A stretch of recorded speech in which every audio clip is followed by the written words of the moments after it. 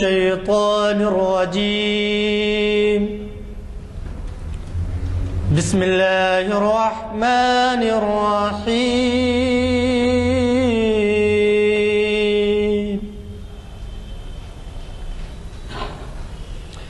قل هو الله أحد الله الصمد لم يلد ولم يولد ولم يكن له كفوا أحد. صدق الله العظيم.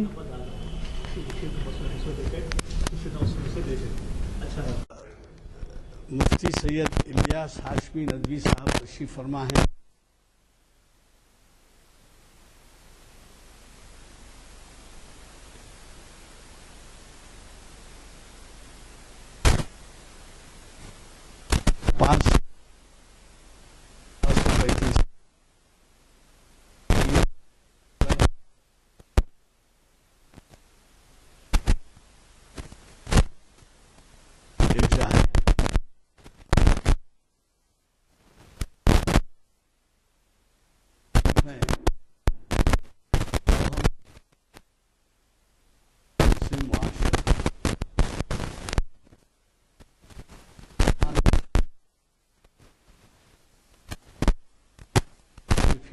آپ کے لیے ہوگی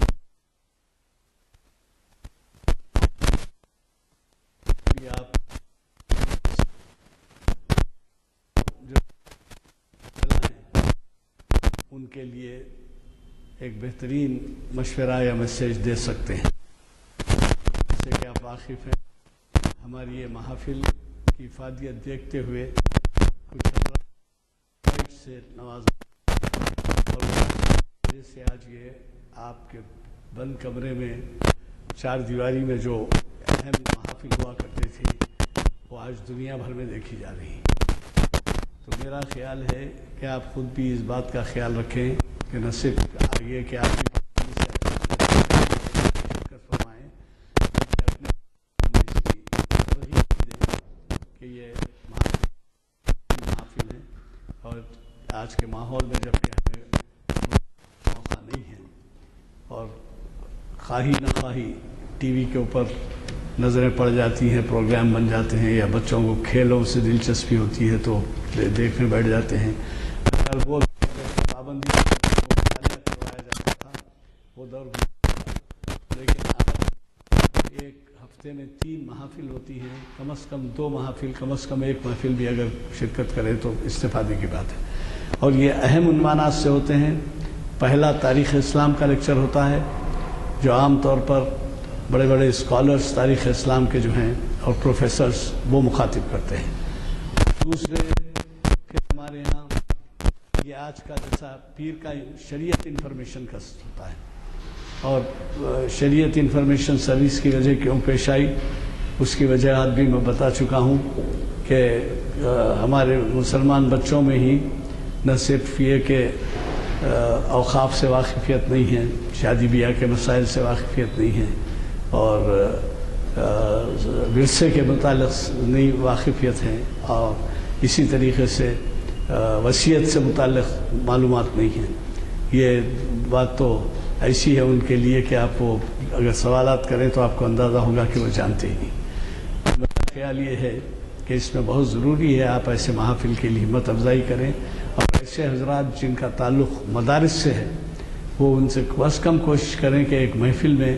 اپنے بچوں کو کبھی لائیں اور بٹھائیں اور اس کی طرف ان کو راغب کریں. میں ہمارے آج کے مقرر صاحب سے خطاب کی درخواست کرنے سے پہلے آپ کو ایک بات اور بتا دوں کہ پرسوں ماہر اقبالیات چہارشنبے کے دن ڈاکٹر یوسف اعظمی ہمیں مخاطب کر رہے ہیں جو بین الاقوامی طور پر ایک مسلمہ ماہر اقبالیات سمجھے جاتے ہیں اور بڑی ہی اہم ان کا بڑا اہم کتاب ہے ان کا روحانی قدریں اقبال اور ٹیگور کی شاعری میں. یہ چہارشنبے کے دن اسی مقام پر بعد نماز عصر منعقد ہوگا اور اس میں بھی آپ ضرور شرکت. نماز عصر آج کے جیسے 4:30 پہ ہی ہے خیر صاحب سے گزارش کرتا ہوں کہ وہ شہ نشین پر تشریف لائیں اور ہمیں مخاطب فرمائیں۔ بسم اللہ الرحمن الرحیم، الحمد للہ رب العالمین، وبہ نستعین، والصلاة والسلام علی سید المرسلین محمد بن عبد اللہ الامین وعلی آلہ وصحبہ اجمعین الی یوم الدین۔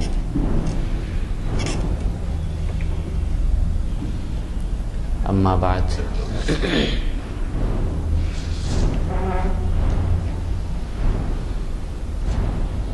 کنوینر اجلاس جناب غلام یزدانی صاحب، دیگر منتظمین اجلاس و حاضرین محفل، السلام علیکم ورحمۃ اللہ وبرکاتہ۔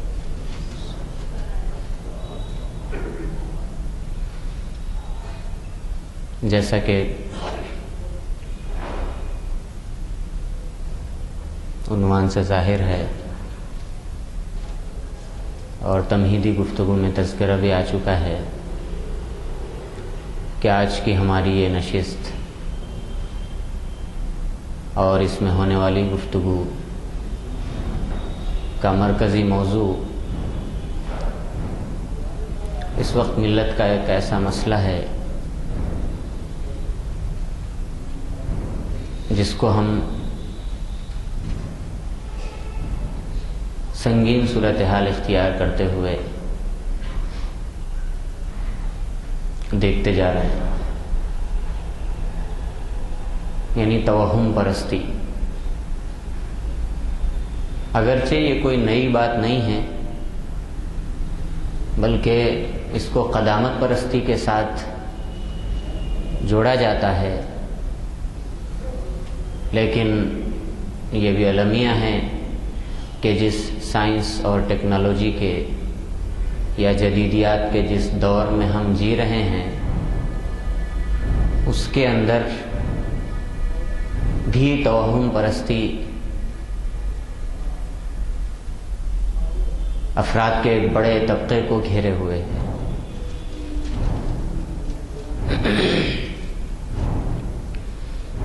سب سے پہلے بنیادی بات تو یہ سمجھنے کی ہے کہ اسلام نے ایک انسان کو مسلمان ہونے کے لیے، ایمان میں داخل ہونے کے لیے جن بنیادی عقائد اور مسلمات پر ایمان لانے کو لازم قرار دیا، اس میں سے ایک ہے تقدیر بالخیر والشر۔ چنانچہ ایمان مجمل کے اندر ہم پڑھتے ہیں، ہم نے بھی پڑھا اور اپنے بچوں کو بھی پڑھاتے ہیں کہ والقدر خیرہ وشرہ من اللہ تعالی، کہ ہر اچھی بری تقدیر جو بھی انسان کی زندگی میں رونما ہوتا ہے، چاہے وہ واقعہ اس کے اپنے فائدے کا ہو، اس کے اپنے موافق ہو، یا پھر حالات اس کے مخالف ہوں اور اس میں اس کو نقصان اٹھانا پڑ رہا ہو، دونوں طرح کی چیزیں اللہ رب العزت کی طرف سے ہیں۔ اور یہ دین کا ایسا بنیادی عقیدہ ہے کہ اس پر ایمان لانا بھی ویسا ہی ضروری ہے جیسے اللہ کی توحید پر ایمان لانا ہے، اللہ کے رسولوں پر ایمان لانا ہے، اللہ کی کتاب پر ایمان لانا ہے، اللہ کے فرشتوں پر ایمان لانا ہے۔ اسی طرح سے اچھی اور بری تقدیر کو ماننا یہ بھی ایمان کے کلیات میں سے ہے اور اہم اور مبادیات میں سے ہے، بنیادی چیزوں میں سے ہے۔ جب یہ چیز آدمی کے دل میں کما حقہ بیٹھ جاتی ہے اور اس کا استحضار کسی آدمی کے دل میں پیدا ہو جاتا ہے، اور جب وہ اپنے گرد و پیش آنے والے ہر واقعے کے متعلق یہ سوچتا ہے کہ یہ اللہ کی طرف سے ہے، چاہے وہ میرے فیور میں ہے یا میرے اگینسٹ ہے، میرے موافق ہے یا میرے مخالف ہے، جب یہ بات آدمی کے ذہن میں پیوست ہو جاتی ہے، بیٹھ جاتی ہے، تو پھر وہ آدمی چٹان بن جاتا ہے، اور وہ آدمی اپنے عزم کے اعتبار سے، اپنے کردار کے اعتبار سے، غرض یہ کہ ہر چیز کے اعتبار سے وہ ایک ایسا پہاڑ بن جاتا ہے کہ پھر کوئی چیز اس کو اپنے ارادے سے ہٹا نہیں سکتی، متزلزل نہیں کر سکتی، اس کو اپنے مقصد سے ہٹا نہیں سکتی۔ اس کے برخلاف توہم پرستی، یہ اصلاً لفظ جو نکلا ہے وہ وہم سے نکلا ہے، یعنی فرضی چیزوں کو یا خیالی چیزوں کو یا غیر حقیقی چیزوں کو مسبب سمجھ لینا، حالانکہ مسبب سمجھ لینا، حالانکہ مسبب الاسباب، تمام اسباب کا پیدا کرنے والا، اسباب کے اندر جان ڈالنے والا، چیزوں کے اندر تاثیر پیدا کرنے والا، یہ صرف اور صرف اللہ تبارک و تعالی ہے۔ اگر کوئی آدمی اس کے علاوہ کسی اور چیز کو یہ سمجھتا ہے کہ اس کی وجہ سے میرے کام بنتے ہیں یا بگڑتے ہیں، تو پھر یہ توہم پرستی ہے، اور یہاں تک احادیث کے اندر ہے کہ من تطیر فقد اشرک، کہ جس نے توہم پرستی کی اور اس توہم پرستی کی بنیاد پر اپنے کسی کام سے پیچھے ہٹ گیا، بدشگونی کی بنیاد پر کسی کام کو کرتے کرتے رک گیا، تو سمجھیے کہ اس نے گویا کہ ایک درجے میں شرک کا ارتکاب کیا، اس لیے کہ اس چیز کو اس آدمی نے سمجھ لیا کہ اس کے اندر تاثیر ہے، اس کے اندر اثر ڈالنے کی قوت ہے، اس کی وجہ سے میرا کام یعنی خراب ہو گیا۔ تو توہم پرستی اس وقت اپنے کئی شکلوں کے اندر اور کئی طریقوں کے اندر ہمارے معاشرے کے اندر پائی جاتی ہے۔ بہت پرانی چیز ہے یہ، نبی پاک صلی اللہ علیہ وسلم سے پہلے بھی دیگر جو انبیاء آئے ان کی قوموں کے اندر بھی یہ مرض تھا، یہاں تک کہ اگر کوئی مخالف حالات پیش آتے اور کچھ مصیبتوں کا سامنا پیش آتا تو وہ ان انبیاء کو کہتے کہ قالو، سورہ یاسین کے اندر ہے انا تطیرنا بکم لئن لم تنتہوا لنرجمنکم ولا یمسنکم منا عذاب علیم، کہ ہم تو یہ سمجھتے ہیں کہ قوم پہ جو حالات پیش آ رہے ہیں اس کا باعث تم ہو، یعنی تم لوگ ہو، یعنی نبی ہیں، اور نبی جن کاموں کی طرف بلا رہے ہیں ہم سمجھ رہے ہیں کہ ہمارے خسارے اور ہمارے نقصان کا سبب یا ہمارے مصیبتوں کا سبب تمہاری ذات ہے، لہذا تم اپنی دعوت سے باز آ جاؤ۔ موسیٰ علیہ السلام سے متعلق بھی یہی کہ فَإِذَا جَاءَتْهُمُ الْحَسَنَةُ قَالُوا لَنَا هَذِهِ، اللہ تبارک و تعالیٰ نے یعنی سورہ 9 پارے میں بیان فرمایا کہ جب موسیٰ علیہ السلام کی جو قوم تھی، فرعون کے جو افراد تھے، جب کوئی اچھائی اور خوشحالی آتی تو کہتے کہ یہ تو ہمارا حصہ ہے، ہماری کوششوں کی بنیاد پر ہے، اور اگر ان کو کوئی مصیبت لاحق ہوتی تو پھر وہ حضرت موسیٰ علیہ السلام پر ڈال دیتے۔ تو ان انبیاء نے سبوں نے یہی جواب دیا، قالوا طائرکم معکم ان ذکرتم، کہ یہ جو تمہارے اوپر حالات آ رہے ہیں، تمہارے اوپر جو مصیبتیں آ رہی ہیں، یا تم بہت سے ایسی چیزوں کا شکار ہو رہے ہو جس کو تم ناپسند کرتے ہو، تو اس میں کسی دوسرے کا، کسی دوسری چیز کا، کوئی خارجی شے کا، کوئی ایکسٹرنل فیکٹر کا اس میں کوئی دخل نہیں ہے، بلکہ یہ خود تمہارا انٹرنل معاملہ ہے، تمہارے اعمال کی شامت ہے، تمہارے اعمال کی نحوست ہے جو تمہارے کاموں کو بگاڑ رہی ہے۔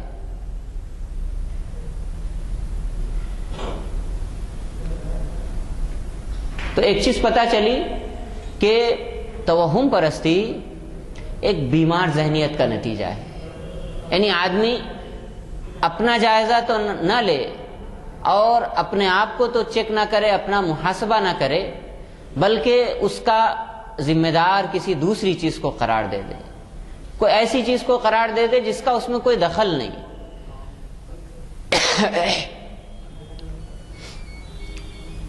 اب اس کی بہت سی مروجہ شکلیں ہمارے پاس سامنے آتی ہیں. یعنی عنوان میں نے ہمارے شبیر صاحب نے پوچھا تھا مجھ سے کہ آپ کس عنوان پہ بولیں گے، تو میں نے کہا موقع کے حساب سے یہ عنوان زیادہ بہتر اس لیے معلوم ہوتا ہے کہ جو پچھلا مہینہ گزر چکا محرم کا اور جو مہینہ آ رہا ہے چل رہا ہے وہ سفر کا، یہ 2 مہینے خاص طور پہ ایسے ہیں کہ جس میں مختلف طریقے کے وہم یا ایسی چیزیں مسلمان معاشرے کے اندر جو ایک اللہ کو خالق و رازق، نافع اور ضار، نفع پہنچانے والا اور نقصان پہنچانے والا، ضرر کی طاقت رکھنے والا، اس اللہ کو مانتے ہوئے بھی ایسے توہمات کا اور ایسی بے بنیاد چیزوں کا شکار ہیں کہ اس کو بیان کرنا بھی گویا کہ اسلامی عقیدے کے اوپر سوالیہ نشان لگانا ہے کہ ایک آدمی اللہ تبارک و تعالیٰ کو کما حقہ مانتے ہوئے بھی وہ ان چیزوں پہ یقین رکھتا ہے، یا وہ ایسے کام کرتا ہے، یا اس کا یہ نظریہ ہے کہ کوئی چیز اس کے اچھے کام کو برا کر دے گی، یا یہ کہ نتائج کے اعتبار سے اس کا خاتمہ اچھا نہیں ہوگا. تو یہ سب چیزیں محرم سے بعض چیزیں خاص ہیں، سفر کے ساتھ بعض چیزیں خاص ہیں. مطلب سب سے بنیادی طور پر تو یہ کہ کوئی اچھا کام یا کوئی خوشی کا کام اس مہینے کے اندر، ان مہینوں کے اندر نہیں کرنا چاہیے، یا یہ کہ بلائیں اس مہینے کے اندر نازل ہوتی ہیں، یا یہ کہ یعنی وہ 13 تیزی کا ایک تصور ہے کہ سفر کی 13 تاریخ کو صدقہ کرتے ہیں لوگ، اور صدقے کے اندر بھی ایک خاص شکل، وہ انڈے اور دالیں اور کیا کیا اس طرح کی چیزیں.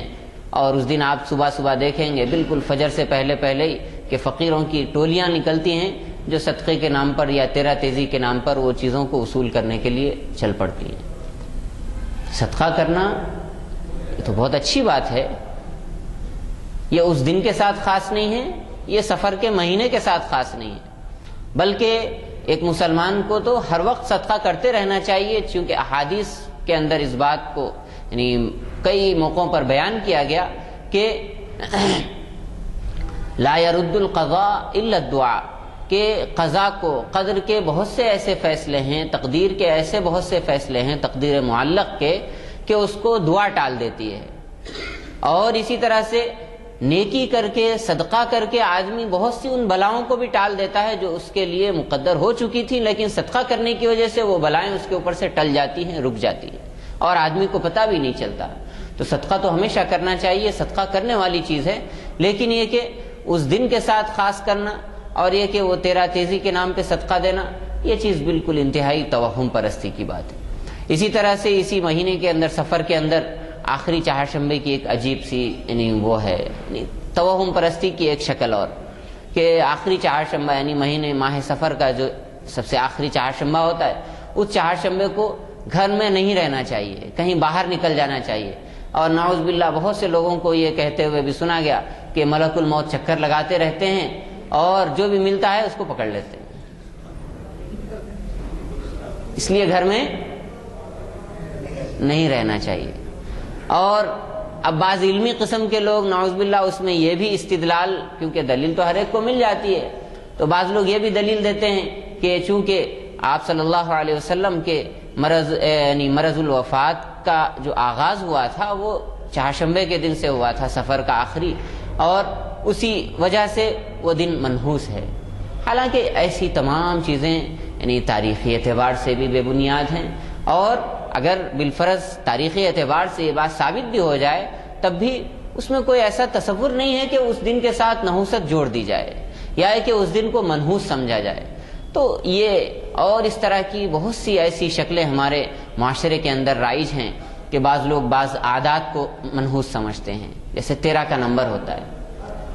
13 کا جو نمبر ہے 13، اس کو بہت سے لوگ منحوس سمجھتے ہیں. اور یعنی یہ صرف ہمارے اپنے اس میں نہیں ہے، بلکہ میں پڑھ رہا تھا تو بعض جگہ پہ یہ چیز بھی آئی سامنے کہ بعض ایئر لائنز کے اندر یعنی سیٹ جو نمبر ہوتا ہے اس میں 13 کا نمبر نہیں رکھتے. یعنی ہم آپ یا ایک جاہل، ناخواندہ، غیر تعلیم یافتہ طبقہ ہی نہیں ہے، بلکہ ایک بہت بڑا طبقہ 13 کے نمبر کو یا 13 کے عدد کو منحوس سمجھتا ہے، اور فلائٹ کے اندر وہ سیٹ کا نمبر نہیں رکھتے. کیوں؟ اس لیے کہ جس کے لیے بھی آ جائے گا وہ تو سمجھے گا کہ میرا سفر غیر محفوظ ہے. تو 13 کا عدد ہے، دن ہے، چہارشنبے کا دن بعض لوگ منحوس سمجھتے ہیں، اور اس طرح سے بہت سے اوقات کو. حالانکہ یہ تمام چیزیں، چھینکنے کو، کوئی کام شروع کریے آپ، اس وقت اگر کسی کو چھینک آ جائے تو آپ سمجھتے ہیں کہ یہ کام اب اس کا خاتمہ بالخیر نہیں ہوگا. حالانکہ یعنی دیکھیے نبی صلی اللہ علیہ وسلم نے کیسی امت کی نفسیات کی تعلیم آپ نے فرمائی کہ چھینک آنے پر شریعت کی کیا تعلیم ہے کہ چھینکنے والا کہے الحمدللہ، تمام تعریفیں اللہ کے لیے ہیں. یعنی یہ وہ کلمہ ہے جو آدمی کے ہر خیر کے موقع پہ بولے جانے والا ہے. پھر اس کے بعد ساتھ ہی ساتھ جو سننے والا ہے اس کے لیے بھی ہے یرحمک اللہ، اللہ تم پر رحم کرے، اللہ اپنی رحمتوں کا نزول کرے. یعنی کہاں تو چھینک ہمارے نزدیک بدفعلی کی علامت ہے، اور اسلام کہہ رہا ہے کہ بدفعلی کی نہیں بلکہ یہ تو دعا دینے کا موقع ہے، اللہ کی رحمتوں کے اترنے کا موقع ہے، اور دعا دیجئے کہ یرحمک اللہ، اللہ آپ پہ رحمت نازل فرمائے. پھر اس کے بعد پھر جس نے چھینکا اس نے پھر دعا کے جواب میں پھر اس سے بہتر دعا یہدیکم اللہ، اللہ آپ کو ہدایت سے نوازے، ویصلح بالکم، اور آپ کے احوال کو درست فرمائے.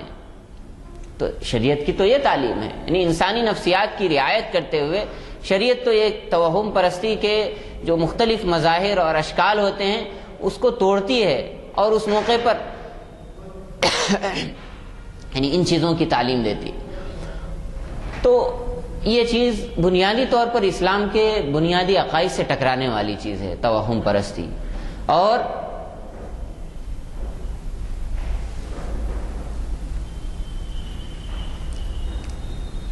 اپنے ساتھ میں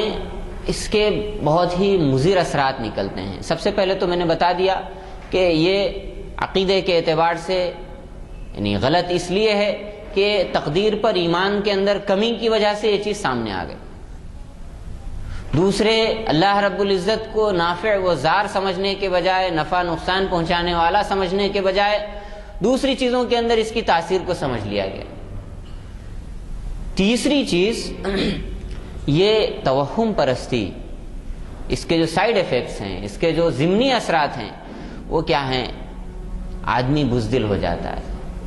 آدمی کی قوت ارادی ختم ہو جاتی ہے. کوئی بھی معمولی سی بھی چیز آ گئی تو آدمی کام کرنے سے رک جاتا ہے، اور اسی طرح سے آدمی حد سے زیادہ دوسروں کے متعلق بدگمان ہو جاتا ہے. بدگمانی یہ توہم پرستی کا بالکل لازمہ ہے. آپ یعنی جا کر کے دیکھیں ان گھرانوں کو یا ان گھروں کو یا ان افراد سے ملیں جو توہم پرستی کا شکار ہیں، تو آپ چاہے صدق دل کے ساتھ ملیں، آپ چاہے کتنی ہی خیر خواہی کے ساتھ ان سے ملیں، لیکن کوئی نہ کوئی ڈاؤٹ ہوگا کہ کسی نہ کسی وجہ سے یہ آئے. اور یعنی ہر کسی کے متعلق ان کو یہ گمان ہونے لگے گا کہ یہ ہمارے لیے کچھ نہ کچھ کر رہے ہیں پیچھے سے. اور جادو ٹونے تک بات آتی ہے، کوئی کرا دیا بولے. کوئی غیر مشتبہ حالت میں بھی اگر ان کے سامنے سے گزر جائے تو اب وہ فوراً شک کرنے لگتے ہیں کہ یہ ضرور کچھ نہ کچھ کرانے کے لیے آئے تھے. اور اگر اتفاق سے کوئی ایسی چیز پکڑ میں آ جائے تب تو صاحب پھر عاملوں کے چکر لگ گئے. اور عامل حضرات بھی ان نفسیات کا، ایسے لوگوں کی نفسیات کا خوب فائدہ اٹھاتے ہیں، اور وہ لوگ آپس میں الجھا کے رکھ دیتے ہیں. حالانکہ ایسا نہیں ہوتا، بلکہ اگر کسی آدمی یعنی نے کوئی بدخواہی کسی کے ساتھ کرنا چاہیے اور اگر اللہ کو منظور نہیں ہے تو وہ آدمی کچھ نہیں کر سکتا اس کو. ایک مومن کا تو عقیدہ یہی ہونا چاہیے اور ہوتا ہے کہ کسی کے کوئی نقصان پہنچانے سے کوئی کسی کو نقصان نہیں پہنچ سکتا جب تک کہ اللہ رب العزت نہ چاہے. اور اگر اللہ نے چاہ لیا ہے کہ نقصان پہنچنا ہے تو پھر دنیا کی کوئی طاقت اس نقصان کو روک نہیں سکتی، نہیں ٹال سکتی.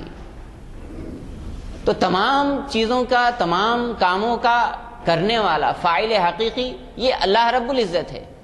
جو ہر چیز کے پیچھے جو مین فیکٹر ہے اور حقیقی عامل ہے وہ اللہ رب العزت کی ذات ہے، اس کے علاوہ کوئی دوسری چیز نہیں. تو توہم پرست شخص ارادی طور پر، قوت ارادی کے اعتبار سے کمزور ہوتا ہے، لوگوں سے بدگمانی کا شکار رہتا ہے، اور اسی طرح سے کئی نفسیاتی عوارض اور نفسیاتی بیماریوں کا وہ آدمی شکار ہو جاتا ہے. معمولی سی چیز پر، یعنی بعض دفعے تو ایسا ہوتا ہے کہ کوئی بیماری ہوتی ہے لیکن اس کو وہ آدمی محمول کر دیتا ہے جادو ٹونے پر، اور بجائے ڈاکٹر کے پاس رجوع کرنے کے اس کو عاملوں کے چکر لگتے ہیں. یا پھر کوئی نفسیاتی بیماری ہے تو کوئی سائیکاٹرسٹ کے پاس جانے کے بجائے بھائی فزیکل کوئی ایسی بیماری نہیں ہے جس کو ڈاکٹر یا آپ کے طبی رپورٹ، طبی میڈیکل ٹیسٹ آپ کو ٹریس نہیں کر پا رہے ہیں اس بیماری کو، تو نفسیاتی ہوتی ہے بیماری کبھی، اس کی وجہ سے بہت سی ایسی چیزیں ہوتی ہیں، تو اس کو بجائے سائیکاٹرسٹ سے رجوع کرنے کے آدمی عامل کے پاس جا رہا ہے یا کسی کے پاس جا رہا ہے یا کوئی ایسی حرکات کر رہا ہے جس کا کوئی دین سے کوئی تعلق نہیں ہے اور شریعت سے کوئی تعلق نہیں ہے۔ تو یہ اور اس طرح کی بہت سی چیزیں یہ توہم پرستی کے سائیڈ ایفیکٹس ہوتے ہیں، اور ایسا آدمی یعنی منفی سوچ کا شکار ہو جاتا ہے، نیگیٹو تھنکنگ، ہر آدمی سے متعلق غلط سوچنا اور ہر آدمی کے متعلق شک اور شبہ اور ہر آدمی کے متعلق یہ سمجھنا کہ یہ میرا بدخواہ ہے، یہ میری برائی چاہتا ہے، یہ چیز لازمی طور پر پیدا ہو جاتی ہے اور دھیرے دھیرے وہ آدمی نفسیاتی مریض ہو جاتا ہے۔ یہ بھی اللہ کی نعمتوں میں سے ایک بڑی نعمت ہے کہ آدمی کو اللہ تبارک و تعالیٰ مثبت سوچ عطا فرمائے۔ پازیٹیو تھنکنگ بھی اللہ کی ایک بہت بڑی نعمت ہے کہ آدمی یعنی اتنا پازیٹیو ہو کہ کوئی بظاہر بری نظر آنے والی چیز ہے، شر ہے، اس میں سے بھی خیر کا پہلو نکالنے کا آدمی کے اندر ملکہ ہو اور آدمی اس کی صلاحیت رکھتا ہو۔ یہ اللہ کی نعمتوں میں سے بڑی نعمت ہے کہ آدمی مثبت سوچ رکھے اور برائی میں سے بھی اچھائی کے پہلو کو تلاش کر لے اور نکال لے، چاہے جائے کہ یعنی ہر اچھی چیز کے اندر سے کوئی برائی کا پہلو اور شکوک و شبہات اور وہم اور خیالات کا آدمی شکار ہو جائے۔ تو یہ اللہ کی نعمت ہے کہ آدمی یعنی اس کا دل مضبوط ہو، اور یہ تمام چیزیں پیدا ہوتی ہیں مضبوط ایمان سے، کہ آدمی کا اگر ایمان مضبوط ہے اور تقدیر پر عقیدہ مضبوط ہے تو پھر وہ آدمی ان توہمات کا شکار نہیں ہوتا اور ان چیزوں کو آدمی کوئی حیثیت نہیں دیتا اور اس کو کوئی اہمیت نہیں دیتا۔ آپ سفر کے مہینے میں جائیے، کوئی بھی فنکشن اور پروگرام کرنا ہے تو آپ کو تقریباً شادی خانے خالی ملیں گے، اس لیے کہ لوگ شادی نہیں کرتے۔ کیوں بھائی؟ کیوں؟ اس لیے کہ یعنی سفر میں شادی کا مطلب نحوست، اور نحوست کی وجہ سے وہ شادی کا انجام خیر نہیں ہوتا۔ ارے بھائی یہ کیوں نہیں سوچتے کہ شادی کے موقع پہ اللہ تبارک و تعالیٰ کی بہت سی نافرمانیاں اور بہت سی معصیات وہ ہوتی ہیں جو کسی بھی وجہ سے خیر اور برکت کا موجب نہیں ہوتی، ان چیزوں کی نحوست ہے جو شادی اور شادی کے ذریعے وجود میں آنے والے رشتوں کو لپیٹ لیتی ہے، اور اس کی وجہ سے وہ شادیاں یعنی ناکامی کا شکار ہوتی ہیں۔ تو آدمی خود احتسابی کے بجائے دیگر چیزوں کو آدمی اس کا مورد الزام ٹھہراتا ہے۔ 13 تاریخ کے اندر شادی نہیں کرنا، یا یہ کہ ہفتے کے دن شادی نہیں ہونا۔ بہت سے لوگ یعنی بتاتا ہوں میں، یعنی وہم کا کتنا وہ ہوتا ہے، دخل ہوتا ہے۔ کئی لوگ پوچھتے ہیں کہ مولانا وہ شادی کے لیے تاریخ لینا ہے تو آپ تاریخ دیجئے، تو فلاں دن ہے، نہیں وہ ہفتے کا دن آ رہا ہے۔ تو میں کہتا ہوں اللہ کے بندے، آپ شادی کر رہے ہیں، کب ہے عقد کی محفل؟ کہا مغرب کے بعد ہے۔ تو مغرب کے بعد تو اتوار شروع ہو جائے گا، اگر اس دن 13 تاریخ ہے تو 14 تاریخ ہو جائے گی۔ یا جس خوش فہمی میں آپ یہ سمجھ رہے ہیں کہ جمعہ کے دن شادی ہو رہی ہے تو مغرب کے بعد تو ہفتے کے دن شادی ہے۔ تو یہ سب یعنی ایسی چیز ہے کہ آدمی خود اپنے طور پر سوچے اور غور کرے تو اس کی کوئی حیثیت نہیں ہے۔ میں اس طرح سے بعض نہیں مطلب نفسیاتی طور پر بھی بعض لوگوں کو سمجھانا پڑتا ہے، تو ایسا کیلکولیٹ کر کے میں بتاتا ہوں اور ان کو بولتا ہوں کہ بھائی وہ تو ہفتے کا کام، وہ تو اتوار کا دن شروع ہو گیا ہے، یا وہ 13 تاریخ کا ہے، اس دن تو 14 تاریخ ہے، آپ کر سکتے ہیں۔ تو یہ ہے اس طرح کی چیزیں، یعنی بالکل ایسی بے بنیاد چیزوں کی بنیاد پر آدمی یعنی اپنی زندگی کے فیصلے کرتا ہے اور بہت سے کاموں کو آگے اور پیچھے کرتا ہے، اور یہ چیز ابنائے وطن سے لی ہوئی ہے یا غیروں کا تصور ہے۔ ان کے یہاں ہوتی ہے، مہورت ہوتی ہے اور کنڈلی ہوتی ہے اور فلاں ہوتی ہے فلاں ہوتی ہے کہ شبھ دن کچھ ہیں اور کچھ دن منحوس ہیں۔ تو ایسا کوئی تصور اسلام نے نہیں دیا ہے، بلکہ اسلام تو ان تمام چیزوں کی بےخونی کرنے کے لیے اور ان چیزوں کی جڑ اکھاڑنے کے لیے آیا ہے، اور اسلام نے تو ان تمام چیزوں سے، ان تمام قیدوں سے اور ان تمام بیڑیوں سے انسان کو آزاد کر کے روشن خیال بنانے کے لیے اور دور تک دیکھنے والا آدمی کو بنانے کے لیے اسلام آیا ہے، چاہے جائے کہ ان چیزوں کے اندر آدمی ان بندشوں کا پابند ہو جائے۔ تو یہ چیز ایک میں تو یعنی عقیدے کے اعتبار سے بھی کمزوری کی بات ہے، غلط ہے، اور اسی طرح سے نفسیاتی اعتبار سے بھی ایک ایسا روگ ہے کہ آدمی کو آگے بڑھنے نہیں دیتا اور کوئی کام کرنے نہیں دیتا، اور جب تک اپنے عامل سے رجوع نہیں کرتے، یا یہ کہ یعنی جس کو وہ سمجھتے ہیں کہ وہ ایسی تاریخوں کا صحیح پتہ دیں گے، جب تک ان سے مشورہ نہیں کر لیتے اس وقت تک اپنی زندگی کا کوئی فیصلہ نہیں کرتے۔ حالانکہ ایسا نہیں ہے۔ نبی صلی اللہ علیہ وسلم نے یعنی اسلام چونکہ ایک کامل و مکمل دین ہے تو اس سلسلے میں بھی رہنمائی کی ہے۔ بہت سے موقع ایسے ہوتے ہیں کہ آدمی اپنے طور پر فیصلہ نہیں کر پاتا کہ کیا کرنا چاہیے اور کیا نہیں کرنا چاہیے، یہ قدم اٹھانا چاہیے یا نہیں اٹھانا چاہیے، تو اس کی بنیاد بجائے ان بے بنیاد چیزوں کے، اس کی بنیاد اللہ رب العزت نے، اللہ کے رسول صلی اللہ علیہ وسلم نے اپنے اسوے کے ذریعے بتایا کہ استخارہ ہونا چاہیے۔ کیا کرنا چاہیے آدمی کو؟ ایسا کوئی موقع ہو کہ فیصلہ نہیں کر پا رہا ہے آدمی، تو اس موقع پر استخارہ کر لینا چاہیے کہ مجھے یہ کام کرنا چاہیے یا نہیں کرنا چاہیے، اور مجھے یہ قدم اٹھانا چاہیے یا نہیں اٹھانا چاہیے، تو اس کے لیے آدمی استخارہ کرے۔ نبی اکرم صلی اللہ علیہ وسلم کی سنت ہے، یہاں تک کہ حضرت جابر رضی اللہ تعالیٰ عنہ فرماتے ہیں، عن جابر کان نبی صلی اللہ علیہ وسلم یعلمنا الاستخارۃ فی الامور کلھا کالسورۃ من القرآن، کہ نبی صلی اللہ علیہ وسلم نے ہم کو استخارہ ایسے ہی تلقین فرمایا اور سکھایا جیسے قرآن کی کوئی صورت ہوتی ہے، کہ استخارہ کس طرح سے ہو۔ استخارے کی دعا اللہ کے رسول صلی اللہ علیہ وسلم نے بتائی کہ کوئی امر درپیش ہو تو آدمی اس موقع پر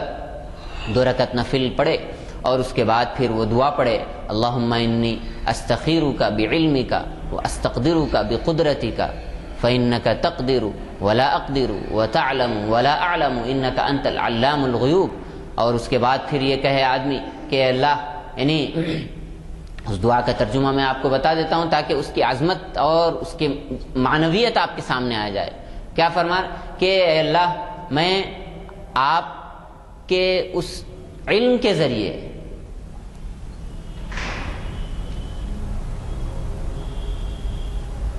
اے اللہ میں آپ سے خیر طلب کرتا ہوں، آپ کے اس یعنی لامحدود علم کے ذریعے، جس کے اندر یعنی میرے علم کے اندر تو نتائج نہیں ہیں، میرا محدود علم ہے جو نتائج کو نہیں دیکھتا ہے، میں اسباب کو دیکھ رہا ہوں اور اس کے حساب سے نتائج کا کیلکولیشن کر رہا ہوں، لیکن اے اللہ آپ کی ذات وہ ہے جس کا علم لامحدود ہے اور نتائج کیا ہونے والے ہیں وہ آپ کی نظر میں ہیں اور آپ کے احاطے میں ہیں، لہٰذا میں آپ سے خیر کا طالب ہوں، خیر کو طلب کرتا ہوں، انی استخیرک، اے اللہ میں آپ سے خیر کا طلبگار ہوں آپ کے اس لامحدود علم کے ذریعے، وہ استقدرک بقدرتک، اور آپ کی قدرت کے ذریعے میں اپنی قوت ارادی چاہتا ہوں اور اپنے کام کے اندر مدد میں چاہتا ہوں۔ آپ کی قدرت لامحدود ہے، آپ کا علم لامحدود ہے، اس لیے کہ میں نہ تو جانتا ہوں اور نہ ہی میں طاقت اور قوت رکھتا ہوں، بس آپ کی ذات ہے جو کارساز ہے، اور آپ کی ذات ہے جو علیم و خبیر ہے، جو نتائج کو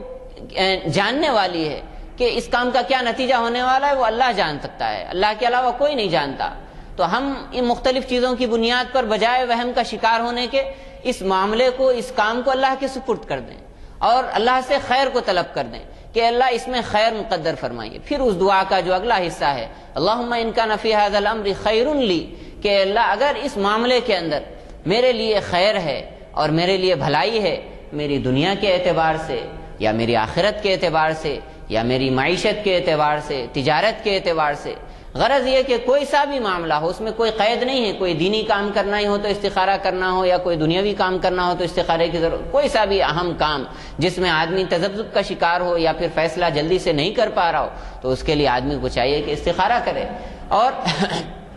کہ اس معاملے کے اندر اگر میرے یعنی اگر خیر ہے تو پھر فقدر لی الخیر، اس کام کے خیر کو میرے لیے مقدر فرما دیجئے اور میرے لیے خیر کو اس میں لکھ دیجئے، اور اگر اس میں شر ہے، کیونکہ ہر چیز کے 2 پہلو ہو سکتے ہیں، کوئی بھی آدمی کام کرتا ہے اس کا نتیجہ اچھا بھی ہو سکتا ہے، برا بھی ہو سکتا ہے، اور فیور میں بھی آ سکتا ہے، اگینسٹ بھی آ سکتا ہے، تو اگر خیر ہے تو اے اللہ اس کام کو میرے لیے مقدر فرما دیجئے اور اس کے لیے میرے کو آسان بنا دیجئے، وَيَسِّرْهُ لِي، اس کو میرے لیے آسان بنا دیجئے کہ اس کام میں اب اس کے بعد کوئی رکاوٹ نہ آنے پائے، بس آسانی سے یہ کام میرے لیے ہو جائے۔ اور اگر معاملہ اس کے برعکس ہے، الٹا ہے، کہ اس کام میں میرے لیے بظاہر تو یہاں تو لگ رہا ہے کہ اچھائی نظر آ رہی لیکن انجام کے اعتبار سے برائی ہے، تو اے اللہ اس کام کو، اس معاملے کو میرے سے پھیر دیجئے، دور کر دیجئے، بس ہٹا دیجئے، اور مجھے اس کے اندر مشغول ہونے مت دیجئے۔ کیوں؟ اس لیے کہ نتیجے کے اعتبار سے جب وہ شر ہے تو پھر میرا اس میں مشغول ہونا گویا کہ کار عبث ہے اور اپنے آپ کو ہلاکت میں اور نقصان میں ڈالنا ہے۔ تو یہ استخارے کی دعا بہت ہی معنی خیز دعا ہے کہ آدمی یعنی جب کوئی کام کرنا ہو تو بجائے ان توہمات کا شکار ہونے کے اور ان چیزوں پہ فیصلہ کرنے کے بجائے استخارہ کرے۔ اور استخارے کی یہ شکل اور یہ مسنون طریقہ ہے، یہ کوئی ڈیجیٹل استخارہ نہیں ہے جیسا کہ بعض ٹی وی چینلوں پہ چونکہ آج کل ہو رہا ہے کہ یعنی ہم ہر چیز کو ٹی وی سے ریفر کرنے کے عادی ہو گئے ہیں یا انٹرنیٹ سے ریفر کرنے کے عادی ہو گئے، دین کے امور کو بھی۔ تو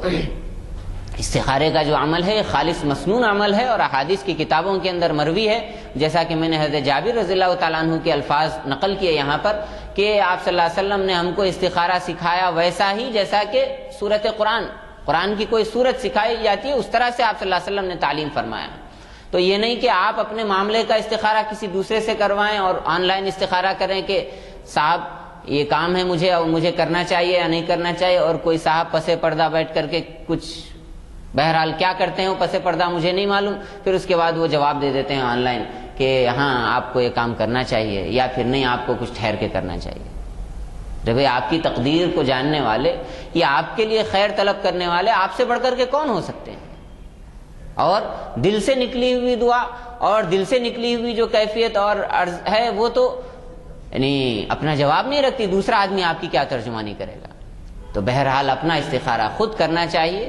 یا یہ کہ دوسرے سے یعنی مدد اس طرح سے لی جا سکتی ہے کہ اس سے آپ طریقہ پوچھیں اور اس سے یعنی پوچھیں کہ کس طرح سے استخارہ کیا جائے، اس حد تک تو مدد لی جا سکتی ہے۔ اور بعض دفعہ ایسا ہوتا ہے کہ موقع نہیں ہوتا کہ استخارہ کرے آدمی، اتنا ٹائم نہیں ہوتا کہ آدمی استخارہ کرے،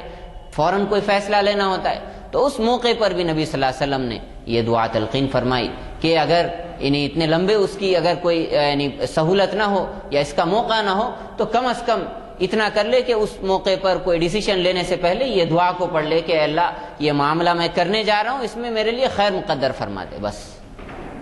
اور اللہ کی ذات سے یہ امید رکھے کہ اللہ میرے لیے اس معاملے میں خیر فرمائے گا۔ کیوں؟ اس لیے کہ اللہ نے فرمایا انا عند ظن عبدی بی، کہ میں اپنے بندے کے گمان کی جگہ پر رہتا ہوں، بندہ جو گمان میرے ساتھ باندھتا ہے میں اسی کے حساب سے ویسا معاملہ کرتا ہوں۔ اگر بندہ میرے لیے کمزور گمان باندھا ہوا ہے تو پھر مجھے بھی کوئی پرواہ نہیں، اور اگر دل سے نکلی دعا ہے تو پھر وہ آدمی کی دعا قبول بھی ہوتی ہے۔ اقبال نے کیا خوب کہا ہے کہ گماں آباد ہستی میں یقین مرد مسلمان کا، گماں آباد ہستی میں یقین مرد مسلمان کا، بیاباں کی شب تاریک میں قندیل رہبانی، کہ آدمی ایک مرد مومن اور کامل جو مسلمان ہوتا ہے اپنے اندرون کے اور اپنے بیرون کے حساب سے، وہ صرف نہ اپنے لیے مضبوط اور اچھا ہوتا ہے بلکہ دوسروں کی رہبری کرنے والا ہوتا ہے اور دوسروں کے یقین کو مضبوط کرنے والا ہوتا ہے اور دوسروں کی ہمت بندھانے والا ہوتا ہے۔ تو ایک طرف تو اسلام اور ایک مسلمان اور اسلام کی یہ تعلیمات، اور دوسری طرف وہ توہم پرستی جو آدمی کو کمزور بنا دیتی ہے، اس کی قوت ارادی چھین لیتی ہے اور اس کی قوتوں کو معاف کر دیتی ہے، اور چھوٹی چھوٹی چیزوں سے آدمی ڈرنے لگ جاتا ہے۔ کبھی بلی نے راستہ کاٹ دیا تو آپ اپنا سفر ملتوی کر دیں، اور کبھی چھینک آ گئی تو آپ اپنا کام روک دیں، یا پھر 13 تاریخ اس دن پڑ رہی ہو تو آپ اپنے اس کو ملتوی کر دیں، پوسٹ پون کر دیں یا پری پون کر دیں۔ تو یہ سب چیزیں ایک مسلمان کے زیبا نہیں ہیں اور عقیدے کے بالکل منافی ہے، بلکہ مومن کا تو عقیدہ یہ ہونا چاہیے کہ ہر چیز کے اندر اثر پیدا کرنے والی ذات اللہ رب العزت کی ذات ہے، اس لیے کہ کارساز اللہ ہیں۔ بظاہر یعنی اچھی چیز کے نظر آنے والے نقشوں کے اندر سے برے نتائج اللہ پیدا کر دیتے ہیں، اور کبھی بری چیز نظر آ رہی ہے، بظاہر حالات بہت ہی تنگ ہیں لیکن اس کے اندر سے اللہ تعالیٰ کشادگی کے اور آسانی کے راستے پیدا کرتے ہیں۔ تو نتائج یہ اللہ رب العزت نے یعنی اپنے ہاتھ میں رکھے ہیں، اور اسی طرح سے بجائے اس کے بہت سی موقعوں پر یہ ہوتا ہے کہ آدمی کے اوپر مصیبتیں آ رہی ہیں تو آدمی اس موقع پر بجائے توہمات کا شکار ہونے کے یہ بھی کرے کہ آدمی خود احتسابی کرے، سیلف کریٹیسزم جس کو کہتے ہیں، اپنے اوپر بھی ایک ناقدانہ جائزہ لے اور دیکھے کہ مجھ سے کیا غلطی ہو رہی ہے، اسباب کی لائن سے یا روحانیت کی لائن سے، دونوں چیزیں ہیں۔ کبھی آدمی یعنی مقصد کے اعتبار سے تو بالکل صحیح ہے اور روحانی اعتبار سے تو صحیح جا رہا ہے، لیکن اسباب کے اعتبار سے جو طریقہ اس کو اختیار کرنا چاہیے وہ اختیار نہیں کر رہا، اس لیے نتائج سامنے نہیں آ رہے، حالات آ رہے ہیں، تو اس کا بھی جائزہ لینا ہے۔ اور کبھی کبھی اسباب پورے طور پر ہو رہے ہیں لیکن روحانی طور پر کوئی ایسا فالٹ اور ڈیفیکٹ آ رہا ہے جس کی وجہ سے نتائج اللہ تبارک و تعالیٰ نہیں دکھا رہے ہیں. دونوں طرح کی مثالیں ہمارے پاس موجود ہیں. بدر کے موقع پر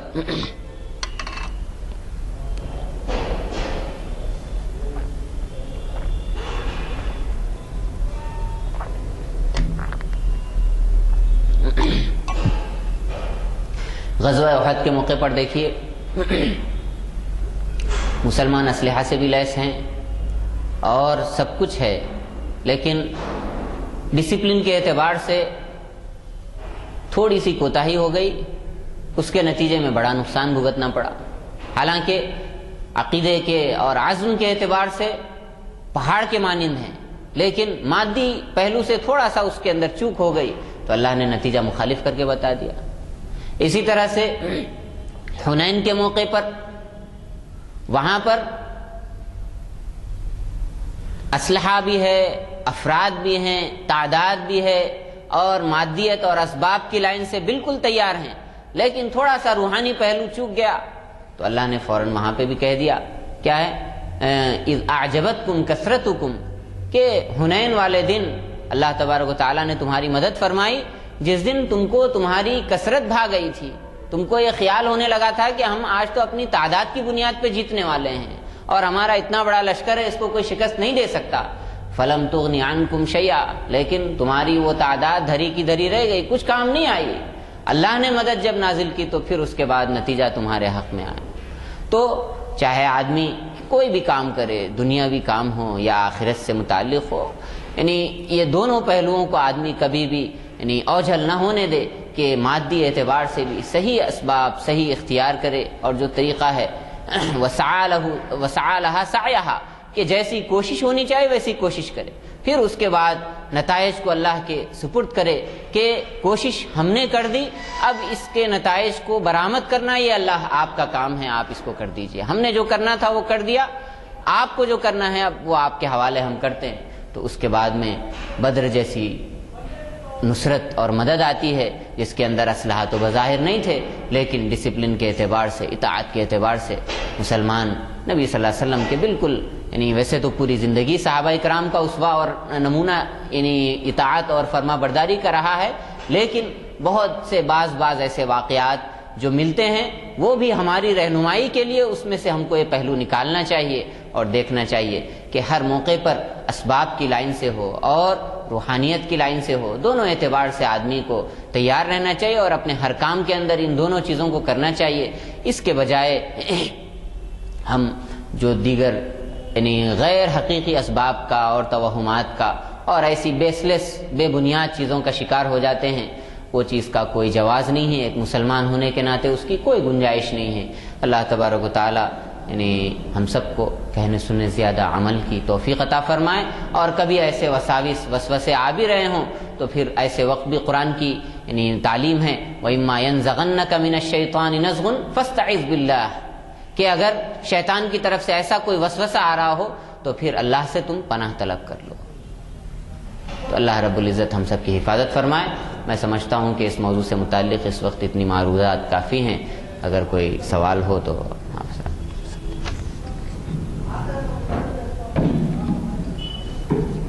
سوال ہے السلام علیکم. میں نے آپ سے پہلے ہی کہا تھا کہ آج کے حالات میں بہت سے حضرات توہمات مبتلا ہیں. 3 یا 13 یا ایسے عادات کے بارے میں محسن صاحب نے تذکرہ کیا. اخباروں میں نتائج چھپتے ہیں اور فرسٹ کلاس کی ایک فہرست ہوتی ہے، نمایاں کامیابی حاصل کرنا، امتیازی کامیابی. اس میں دیکھیے کتنے 3 اور 13 والے ہوتے ہیں. حالانکہ ہم یہ سمجھتے ہیں 3 13 برا ہے. اب دیکھیے ان نتائج کی جو فہرست ہے اس میں 3 13 حاضر 9 18 سبھی ہوتے ہیں اس کے اندر. اس سے ہٹ کے کچھ عجیب سے ہم اس میں مبتلا ہیں ہمارے معاشرے کی وجہ سے. ایک مجھے مسلمانوں کی شادی میں شرکت کا موقع ملا. اس میں رخے میں لکھا ہوا تھا شادی جو ہے 6:27 پہ ہوگی. اب تو میں نے ان سے پوچھا بھائی یہ کیا نکالے آپ؟ آج تک تو میرے پاس کوئی ایسا رخہ نہیں آیا جبکہ 6:27 آپ ایسا کیسا لیا؟ تو نہیں وہ جو ہے شبھ گھڑی سمجھی گئی ہے، اس وجہ سے اس کو لکھا گیا. وہ کیسا سمجھے کہاں سمجھے وہ نہیں بتائے. میں آپ کو یقین دلاتا ہوں اس سے بدترین نتائج نہیں دیکھا میں جو اس جوڑے کے درمیان ہیں اس وقت. واحیات ہے، جائیداد کھو دیے ہیں اور رشتے خراب ہو گئے ہیں اور سب خراب ہو گئے ہیں، اور وہ اس کو شبھ گھڑی بول کے شادی کیے تھے اس کی. تو میں کبھی زندگی میں نہیں سنا تھا. ایک دفعہ ایسا موقع ملا مجھے. تو میں آپ سے عرض کر رہا ہوں، خود میری اپنی ذاتی تجربے کی بات بتا رہا ہوں کہ وہ بلی آڑے آئے یا کوئی چیز ہو جائے، وہ کوئی اثر ہوتا ہوا تو میں تو نہیں دیکھا کبھی بھی. تو اللہ تعالیٰ جیسے آپ نے فرمایا، جو احکام آپ نے استخارے کے بارے میں کہا، اب ایک رشتے کی بات ہو رہی تھی، لڑکی پسند نہیں تھی. اب لڑکے والوں نے کہا کہ بھئی بات بہت بڑھ گئی ہے، کس طریقے سے اس کو، بات کچھ بڑھ گئی تھی. وہ لوگ سمجھ رہے تھے لڑکی والے کا رشتہ ہو جائے گا. تو اب سوال یہ تھا کہ نفی میں جواب دیا جائے. اب جواب کیا دیں گے؟ تو استخارہ یاد آیا. کہہ دو کہ استخارے میں اجازت نہیں ملی، استخارہ جو ہے فیور میں نہیں ہے. اب اندازہ لگائیے کہ قرآنی احکام کو کس طریقے سے استعمال کر رہے ہیں، کیا لیول پہ آ گئے ہیں. یہ ہمارے پاس قرآنی احکام کی یہ قدر ہے کہ اس کو استعمال کر رہے ہیں جھوٹ بولنے کے لیے. وجہ کچھ دوسرے ہیں وجوہات، لیکن بتا رہے کہہ دو کہ استخارے میں اس بات نہیں. اللہ معاف کرے، ہمارے میں بھی 10 غلطیاں ہیں کہ وہ کسی کے بارے میں بولے، لیکن اس کی اہمیت آپ نے استخارے کی جو بتائی اس کے پیش نظر مجھے تذکرہ کرنا پڑا آپ سے. اور نہ میں نے پہلے واقعہ کا کبھی کسی سے ذکر کیا، نہ اس استخارے کے بارے میں ایسی باتیں کسی کے بارے میں بولا، لیکن مجبور ہو کے آپ سب کے استفادے کے لیے میں نے کہا. جن حضرات کو یہ نہیں ملے ہیں ہمارے پاس رکھے ہوئے ہیں، کیونکہ ایک دن بیچ میں ہے، پھر پرسوں یہ بیکار ہو جائیں گے محافل کے. آپ ساتھ لیتے جائیے، وہاں بھی رکھیں یہاں بھی رکھیں. اور دوسرے یہ کہ میں نے جیسے گزارش کی ہے، آپ چہارشنبے کے دن ضرور تشریف لائیں. بہت اہم کتاب ہے، چونکہ دعا ہو چکی ہے، محفل برخاست ہو جاتی ہے.